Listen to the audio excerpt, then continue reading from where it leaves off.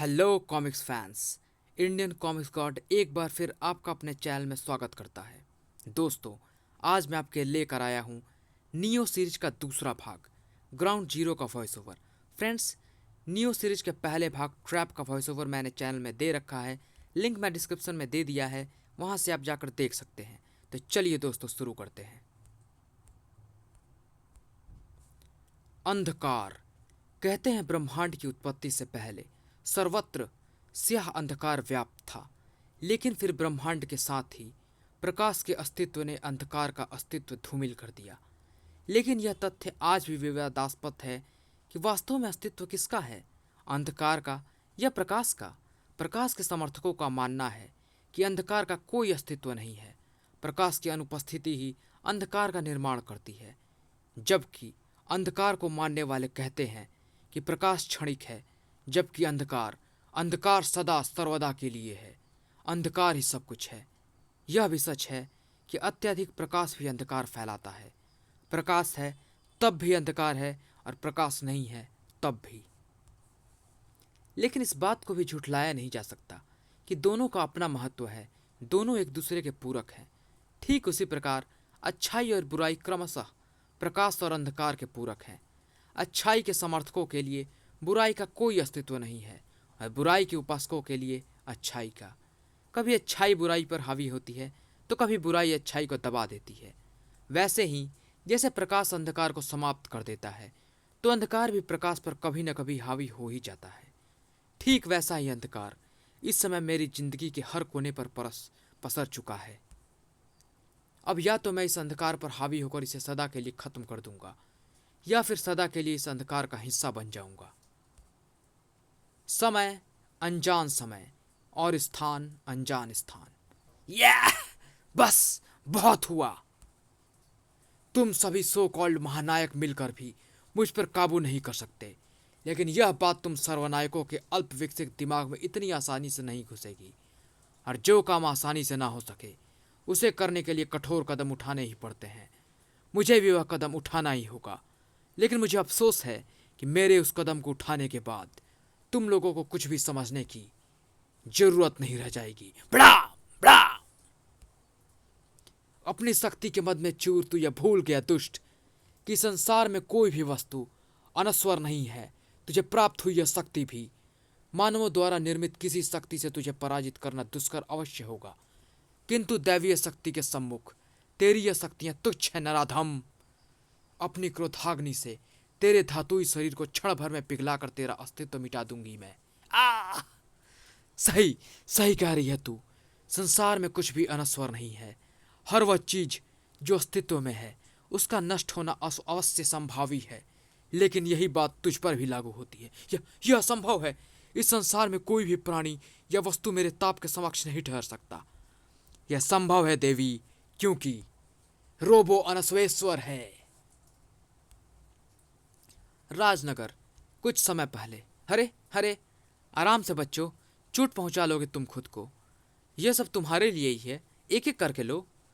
Happy birthday mister Madhavan. लेकिन आज के दिन इनसे सब्र की उम्मीद करना मुश्किल है।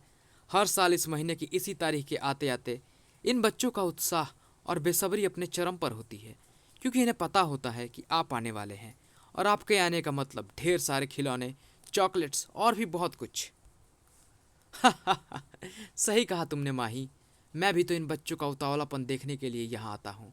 इनके चेहरे की मासूमियत और होठों पर खेलती ही निश्चल मुस्कान ही मेरे जीने की वजह है। ये मेरे लिए अमृत समान है, मुझे जीवित भी रखते हैं और स्वस्थ भी। आप इन बच्चों के लिए भगवान से कम नहीं है मिस्टर माधवन। भगवान तो बहुत दूर की बात है माही। हम इन बच्चों के लिए इंसान ही बन जाए, वही इन मासूमों के लिए काफ़ी है।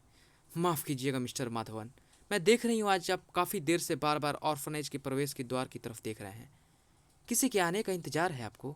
हाँ, किसी खास का, क्योंकि हर साल मेरे साथ इन बच्चों की खुशी को दुगना करने के लिए यहाँ आता है वह। मेरी तरह ही इस जगह से इन बच्चों से खास लगाव है उसका। आप किसकी बात कर रहे हैं?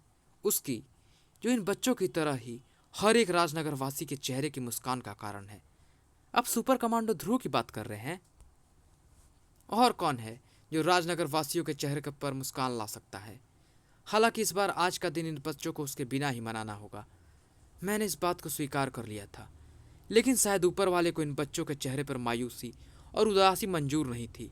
तभी तो मौत के मुंह में जाकर भी वापस आया राजनगर का वह रक्षक।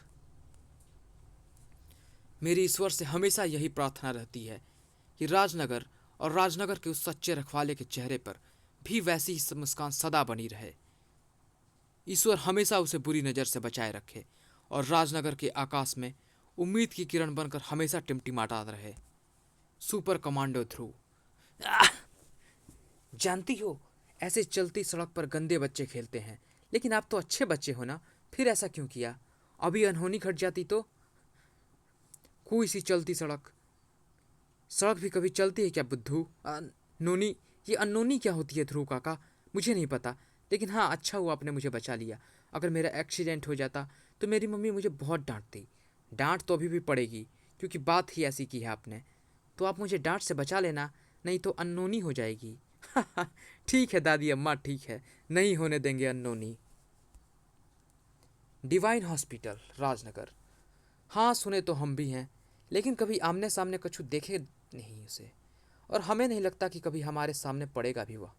काहे? काहे? वो इसलिए कि हमें किसी की सिक्योरिटी की ज़रूरत नहीं है। अरे हम खुद ही दूसरों को सिक्योरिटी देते हैं भाई, तो हमें काहे किसी की सिक्योरिटी की ज़रूरत?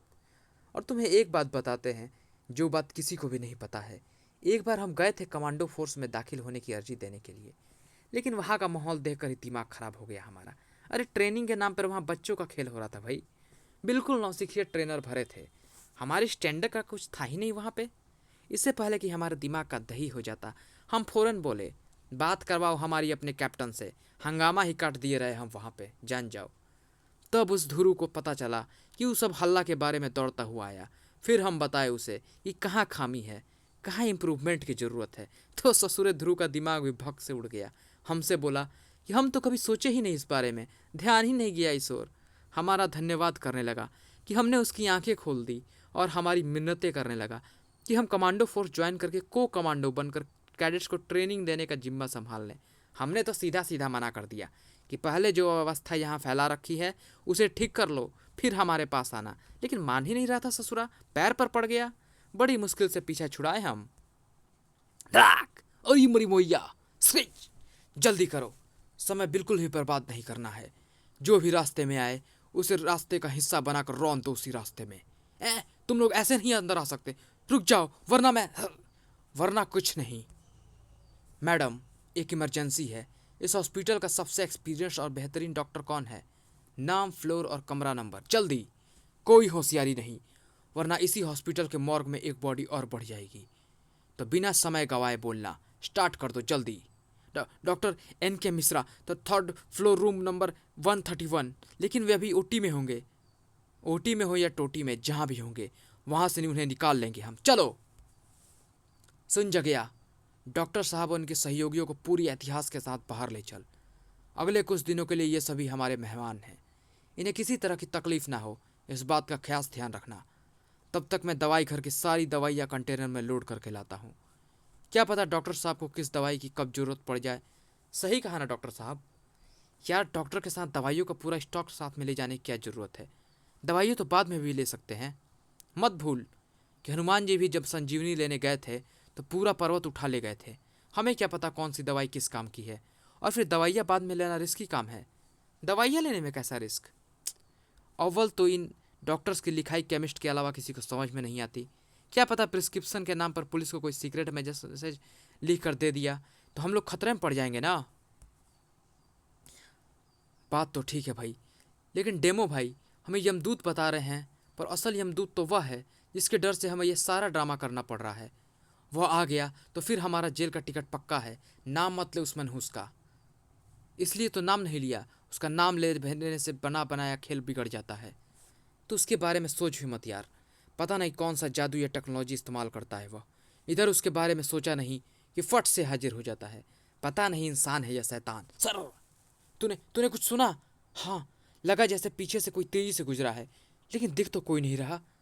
लेकिन वह सरसराहट कोई भ्रम नहीं थी, मैं अभी भी उसे महसूस कर सकता हूँ। कहीं तू वही तो नहीं सोच रहा जो मैं सोच रहा हूँ? तू हमेशा बुरा ही सोचता है, इसलिए मुझे नहीं सोचना जो तू सोच रहा है। पर मैंने तुझे कहा था तो उसके बारे में बस सोच भी मत। अगर तेरी सोच सच हुई तो उसका अंजाम भी सच ही होगा। फड़ाक! फटाफट हाथ चलाओ, जल्दी, ज़्यादा देर बाहर रहना रिस्की है। इस घटना की खबर अभी तक आग की तरह फैल गई होगी। देर सवेर हमारा स्वागत करने के लिए पुलिस आती ही होगी, लेकिन पुलिस से ज़्यादा खतरनाक राजनगर में ध्रुव और उसकी कमांडो फोर्स है। उसका यहाँ आना मतलब सारा प्लान चौपट। ऐसा प्लान बनाते ही क्यों हो जिसके चौपट होने का डर हो? बनाओ तो फुल प्रूफ बनाओ, वरना मत बनाओ। और राजनगर पुलिस, ध्रुव और कमांडो फोर्स के बारे में सोचकर तुम्हारा यह हाल है, तो फिर मुझे देखकर तुम्हारा क्या हाल होगा? सोचने वाली बात है ना। तो तुम यहाँ असंभव को संभव करना ही काम है डोगा का। फड़ाक! तू यहाँ तो आ तो गया है डोगा, लेकिन वापस नहीं जा पाएगा, क्योंकि तेरा मुंबई वापसी का वेटिंग टिकट कैंसिल हो चुका है। भून डालो इसे। डोगा कोई बारिश के मौसम में मिलने वाला भुट्टा नहीं है जो तुम्हें उसे भून डालोगे। फटाड़ थाड़ भड़ाक धड़ाक। हाँ, क्या था ये? ऐसा लगा जैसे ब्रेकिंग बॉल टकरा गई हो।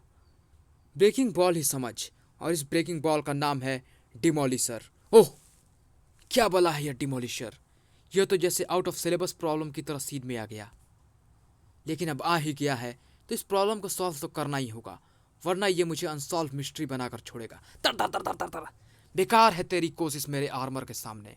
ठीक है, तो सबसे पहले तेरी आर्मर का ही बंदोबस्त करना होगा। थड़ाड़! उफ! लगता है यार डिमोलिशर मुझे डिमोलिश करके ही, अरे शायद इससे काम बन सकता है। ना ना डेमो भैया ना, तुम्हें गले लगाने जितना प्यार न उमड़ रहा मेरे दिल में, पर तुम्हारे दिल में मेरे प्रति उमड़ते प्यार को जरा ठीक से तो जाहिर करो। थोड़े जज्बात तो दिखाओ भाई, जरा आंसू तो बहाओ। आओ, इसमें मैं तुम्हारी मदद कर दूं। सर, आंखों की सफाई तो हो गई, जरा तुम्हारे आर्मर में लगे जंग को भी साफ कर लेते हैं। या मेरी आंखें, पानी पानी! डोगा के आगे बड़े बड़े पानी मांगते लगते हैं। तुम तो फिर भी नाम के ही डेमोलिशर हो। पानी तो तुम्हें मिलने से रहा, तुम्हें तुम्हारी मदद खुद करनी होगी। आगे तुम खुद ही समझदार हो। तुम तो वाकई समझदार निकले भाई, शाबाश! सही ही कहते हैं, भगवान भी उसी की मदद करता है जो अपनी मदद खुद करना जानता हो। आर्मर उतार कर अपनी थोड़ी सी मदद तो तुमने कर ही ली, बाकी की मदद करने के लिए ही भगवान ने मुझे यहाँ भेजा है। क्यों? बेशक यह राजनगर है, लेकिन यह मत समझना कि डोगा यहाँ के नियमों से बंध जाएगा। डोगा जहाँ जाता है वहाँ उसके नियम चलते हैं, इसीलिए डोगा सिर्फ मुंबई का ही नहीं, डोगा जहाँ है डोगा वहाँ का बाप है। और एक बाप का फर्ज होता है हद पार करने वाले बिगड़ैल बच्चों को सजा देना। काश तुम लोग ने इस वारदात को अंजाम देने के लिए आज की रात ना चुनी होती। Boom boom! और काश तुमने राजनगर में आने के लिए आज की रात ना चुनी होगी। शक शक शक! ये ड्रोन्स अचानक कहाँ से आ गए? डिमोलिशर के साथियों को कहाँ उड़ा ले जा रहे हैं? अब किसकी मौत आई है जो डोगा का रास्ता काटने आ गया? मौत तो शायद तेरी आई है डोगा, जो तू खुद कटने के लिए राजनगर में आ गया। यह तो उस लोहे के दरोगा की स्पेशल कार है। तुम? हाँ, मैं मिस्टर फरार, और तुम गिरफ्तार किए जाते हो डोगा।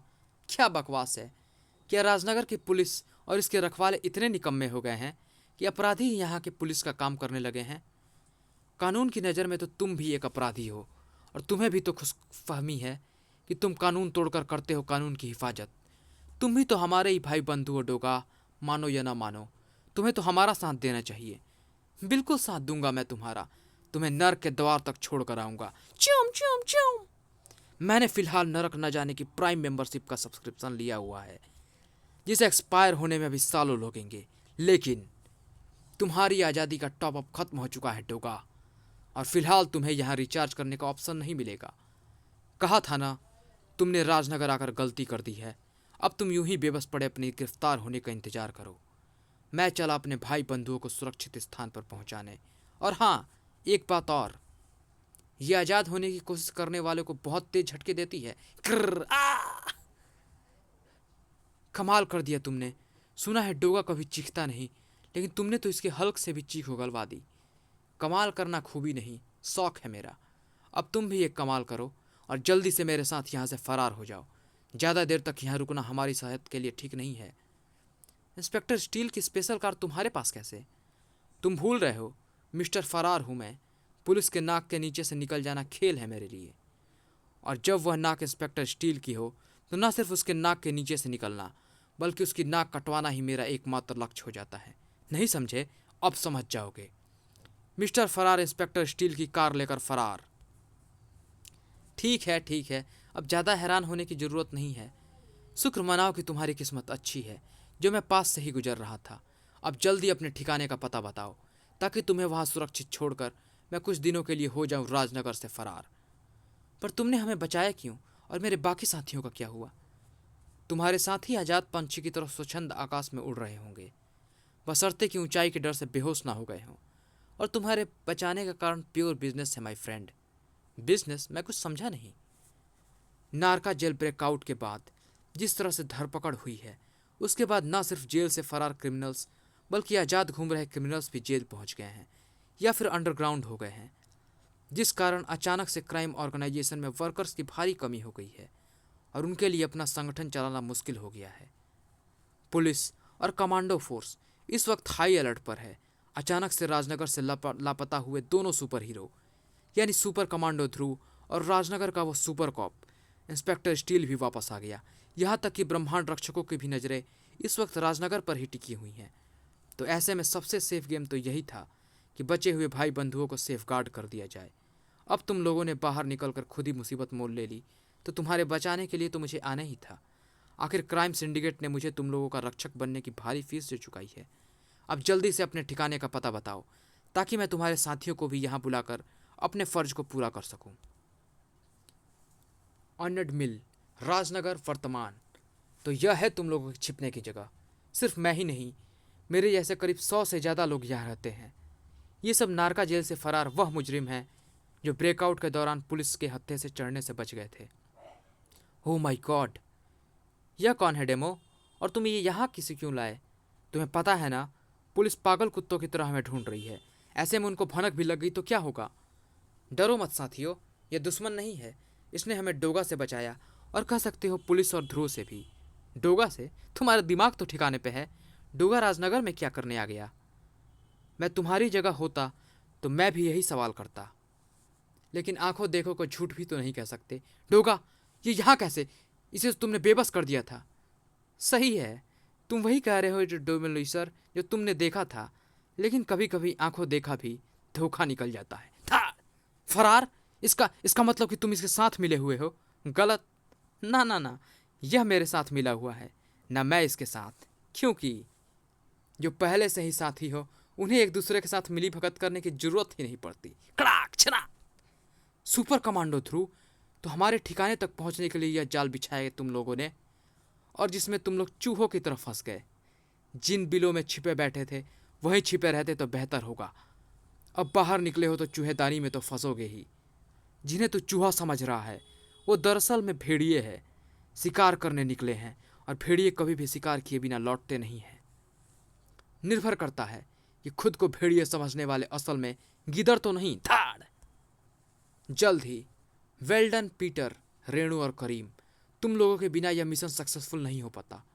हमेशा की ही तरह तुम सभी पर मुझे और पूरी कमांडो फोर्स को गर्व है। थैंक यू कैप्टन, तुमने कमाल कर दिया ध्रुव। एक ही झटके में सारे के सारे फरार मुजरिम पकड़ में आ गए। हम हफ्तों से इनको ढूंढ रहे थे, पर कमाल अकेले मेरा नहीं सर, कमांडो फोर्स के कैडेट और श्वेता के बनाए गए मार्फत सूट का भी है। उसी की वजह से हम अपराधियों की नज़र में धूल झोंकने में कामयाब हुए। बेशक यह टीम एफर्ट था, लेकिन योजना तो तुम्हारी ही थी, और क्या शानदार योजना थी। तुम और तुम्हारी पूरी कमांडो फोर्स सभी बधाई के पात्र हो। थैंक यू इंस्पेक्टर, कानून की मदद करने में हमें खुशी होती है। मुझे खुशी है कि ब्रेकआउट में फरार हुए कई मुजरिम अब कानून की गिरफ्त में हैं, लेकिन आज पकड़े गए मुजरिम आखिरी नहीं है इंस्पेक्टर। अभी भी बहुत से मुजरिम फरारी पर हैं और वे लोग धीरे धीरे ही हमारी पकड़ में आएंगे। लेकिन जिन लोगों की खोज में यह सब ड्रामा किया था वे लोग अभी भी हमारे पहुंच से दूर हैं। न जाने कहाँ छिप कर बैठ गए हैं चुम्बा, बौना वामन, ध्वनिराज और डॉक्टर वायरस। इस संबंध में जाने के लिए पढ़ें city without the hero series. अनजान समय और स्थान। बूम। शक्ति, शक्ति उठो, शक्ति आगे खोलो। शक्ति। डॉन पैनिक, वो ठीक हो जाएगी। नहीं, यह ठीक नहीं है, इसे मेडिकल अटेंशन की ज़रूरत है। मेडिक टीम को कांटेक्ट करो फ़ौरन। सॉरी टू से, लेकिन मुझे नहीं लगता कि अब कोई भी मेडिक टीम शक्ति को ठीक कर पाएगी। नो रोबो, बेकार कोशिशें छोड़ दे नागराज, तू मुझसे नहीं जीत सकता, क्योंकि रोबो अब परमाणु। भाग। आज अपनी हद पार कर गया तू रोबो। तुझे जिंदा रहने का अधिकार नहीं है, और जिस चीज पर तेरा हक नहीं उसे तू अपने पास नहीं रख सकता। तेरी जान पर अब तेरा नहीं मेरा हक है, जिसे मैं तुझसे लेकर रहूंगा। क्रोध यानी कि गुस्सा इंसान का सबसे प्रबल शत्रु है। अनियंत्रित क्रोध इंसान को पतन की ओर ले जाता है। इसलिए कहते हैं कि इंसान को अपने क्रोध पर काबू रखना चाहिए। लेकिन केवल क्रोध ही नहीं, दुनिया में ऐसी कई चीजें हैं जिन्हें यदि नियंत्रित ना किया गया तो वे पतन का कारण बनती है। जैसे तुझे शक्ति प्रदान करने वाली इस बेल्ट में लगे परमाणु रिएक्टर में होने वाले चेन रिएक्शन को यदि नियंत्रित ना किया जाए तो बड़ा वह तेरे पतन का कारण बन सकता है।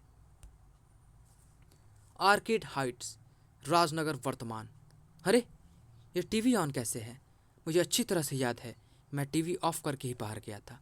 क्या मैं इतना भुलक्कड़ हो गया हूँ? उम्र के साथ साथ शायद मेरी याददाश्त कमजोर हो गई है। अरे, पावर सप्लाई तो आ रही है, फिर लाइट ऑन क्यों नहीं हो रही? खट खड़क खड़क। कौन है वहाँ? कौन हो तुम? ओह, मिस्टर माधवन, आ गए आप। आपका इंतजार कर रहा था। आइए, चाय भी तैयार है। कौन हो तुम? अंदर कैसे आए? यहाँ क्या कर रहे हो? मैं आपका फ़ैन हूँ। दरवाजे से अंदर आया और चाय बना रहा हूँ। ज़्यादा होशियार मत बनो, सीधे सीधे जवाब दो, वरना मैं पुलिस को बुला लूँगा, या फिर ध्रुव को। पुलिस से ज़्यादा तो ध्रुव पर भरोसा होगा आपको ना, मिस्टर माधवन। अरे घबराइए नहीं, मैंने कहा ना, मैं आपका फ़ैन हूँ। आपको मुझसे डरने की ज़रूरत नहीं है। आइए, आपके लिए भी चाय तैयार कर रखी है मैंने, आपकी पसंदीदा। जानता हूँ आपको चाय एकदम कड़क और मसालेदार चाहिए होती है। आपकी पसंद का पूरा ध्यान रखा है मैंने। आखिर आपका जन्मदिन जो है आज। वैसे बुरा लगता होगा ना, इतने बड़े घर में अकेले रहकर अपनी ज़िंदगी का सबसे महत्वपूर्ण दिन मनाना। दुख की बात है कि जिस व्यक्ति ने अपनी सारी ज़िंदगी लोगों के परिवारों में खुशियाँ भरने का काम करने में निकाल दी, वो खुद अपना परिवार नहीं बसा सका। तुम बताते क्यों नहीं? तुम हो कौन और ये सारे बातें क्यों कह रहे हो? आखिर तुम चाहते क्या हो? मैं जो चाहता हूँ वो आप मुझे नहीं दे सकते मिस्टर माधवन। हालांकि आपने एक बार कोशिश जरूर की थी, लेकिन आपकी कोशिश ने मुझे वो सब कुछ दे दिया जो मैं नहीं चाहता था। पर खैर, अभी आप यह चाय लीजिए। लीजिए मिस्टर माधवन। तुम यूँ पहेलियों में बात क्यों कर रहे हो? सीधे सीधे मुद्दे पे क्यों नहीं आते? क्योंकि मैं सीधे मुद्दे पर आ गया तो आपकी और मेरी मुलाकात छोटी रह जाएगी, और मैं नहीं चाहता कि आपसे मेरी आखिरी मुलाकात मेरी पहली मुलाकात की तरह ही छोटी और बेमतलब की हो। अरे, यह क्या, आप तो चाय पी ही नहीं रहे हैं। अच्छा चलिए, एक कहानी सुनाता हूँ आपको, उसे सुनते हुए आप चाय का लुत्फ उठाइए। कुछ साल पहले शहर के पास एक सर्कस लगा हुआ था। उस सर्कस में अचानक आग लग गई। सब कुछ तबाह हो गया। क्या जानवर, क्या इंसान, हर कोई उस भयानक आग के दावानल में राख बन गया। कोई नहीं बचा सिवाय एक इंसान के। जानते हैं आप वह इकलौता इंसान कौन है? आखिर बताते क्यों नहीं? क्या चाहते हो तुम मुझसे? गलत जवाब। वह था एक अनाथ बच्चा जिसे इस शहर ने अपनाया, पलकों पर बिठाया, अपना हीरो बनाया। लेकिन उसने इस शहर को क्या दिया? बस, बहुत हुआ। चुपचाप मेरे घर से बाहर निकल जाओ, वरना अंजाम अच्छा नहीं होगा। आपने मुझे निराश किया मिस्टर माधवन। मुझे लगा था आप मेरी कहानी सुनकर खुश होंगे और उस कहानी का सार समझेंगे, लेकिन आप भी बाकी राजनगर के वालों की तरह ही निकले, जो अपने हीरो के खिलाफ कुछ नहीं सुन सकता। खैर, ऐसे में मेरा यहाँ रुकने का कोई मतलब नहीं, तो चलता हूँ। आपने चाय पीकर बताई नहीं कैसी लगी। छना! ओह, गुस्सा। आपका गुस्सा जायज़ है, लेकिन गुस्सा तो मुझे भी आ रहा है कि इतनी मेहनत से बनाई मेरी चाय आपने पी ही नहीं। अपने घर आए मेहमान से ऐसे पेश आना सही नहीं। उसे पता चलेगा तो? निकल जाओ मेरे घर से। इतनी जल्दी नहीं मिस्टर माधवन, और खाली हाथ तो बिल्कुल भी नहीं। G S Madhavan. Beep beep beep beep. Dhruv, Richa बोल रही हूँ। कमांडो हेडक्वार्टर कॉल किया था तो पता चला तुम वहाँ नहीं हो। तुम इस समय कहाँ हो?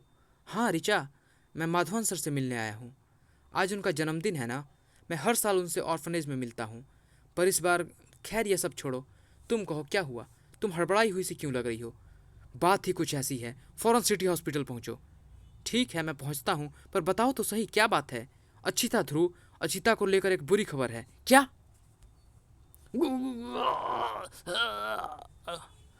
Happy birthday demise day mister Madhavan. भगवान आपकी आत्मा को शांति दे। अनजान समय और स्थान, और तेरे पतन का कारण न तेरे अपराध होंगे न तेरा क्रोध, तेरे पतन का कारण बनूंगा मैं। बा!